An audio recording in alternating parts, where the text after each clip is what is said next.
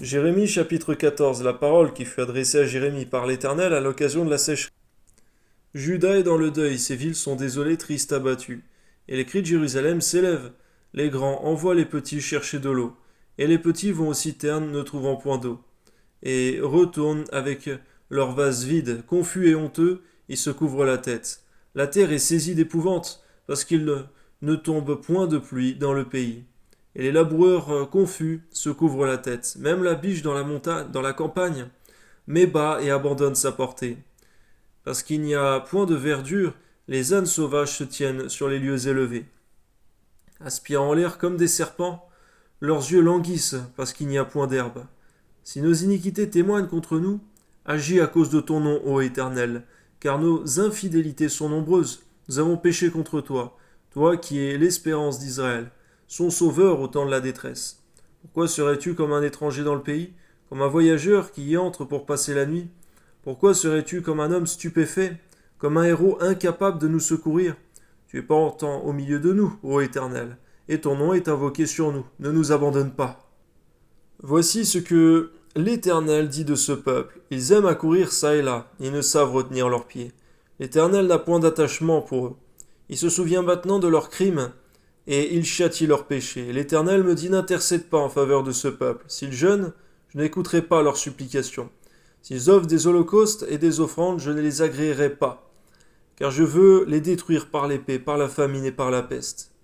On voit, Seigneur, lorsque l'égarement part trop loin, Seigneur, tu finis, Seigneur, par te mettre dans une colère, Seigneur, telle qu'il n'y a point de retour. Amen. Je répondis: ah, Seigneur éternel, voici. Les prophètes leur disent: vous ne verrez point l'épée, vous n'aurez point de famine, mais je vous donnerai dans ce lieu une paix assurée. On voit, Seigneur, l'esprit de faux prophètes, Seigneur, qui agissait et qui agit encore aujourd'hui. Merci, Seigneur, de ce que tu donnes le discernement de ce qui vient de toi et de ce qui ne vient pas de toi. Amen. Et l'Éternel me dit: c'est le mensonge que prophétisent en mon nom les prophètes. C'est vrai, Seigneur, que rien que par cela, Seigneur, ils sont serviteurs du diable, car lui-même est le père du mensonge. Garde-nous, Seigneur mon Dieu, parce que c'est une ceinture, le mensonge.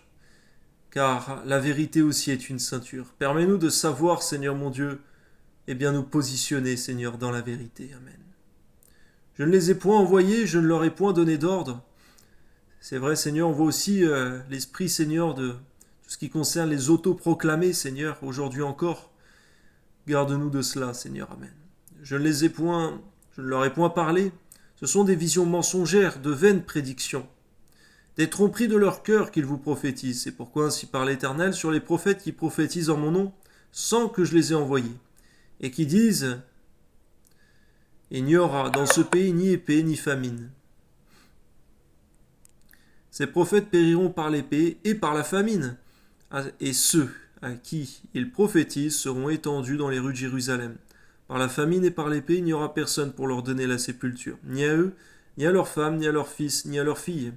Je répandrai sur eux leur méchanceté. Dis-leur cette parole. Les larmes coulent de mes yeux, nuit et jour, et elles ne s'arrêtent pas, car la Vierge, fille de mon peuple, a été frappée d'un grand coup, d'une plaie très douloureuse. Si je vais dans les champs, voici des hommes que le glaive a percés. Si j'entre dans la ville, voici des êtres que consume la faim. Le prophète même et le sacrificateur parcourent le pays sans savoir où ils vont. As-tu donc rejeté Juda, et ton âme a-t-elle pris Sion en horreur? Pourquoi nous frappes-tu, sans qu'il y ait pour nous de guérison? Nous espérons la paix, et il n'y arrive rien d'heureux. Un temps de guérison, et voici la terreur. Éternel, nous reconnaissons notre méchanceté et l'iniquité de nos pères, car nous avons péché contre toi. À cause de ton nom, ne méprise pas, ne déshonore pas le trône de ta gloire.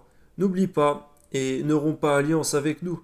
Parmi les idoles des nations, en est-il qui fassent pleuvoir? Ou est-ce le ciel qui donne la pluie? N'est-ce pas toi, Éternel, notre Dieu? Nous espérons en toi, car c'est toi qui as fait toutes ces choses. Amen.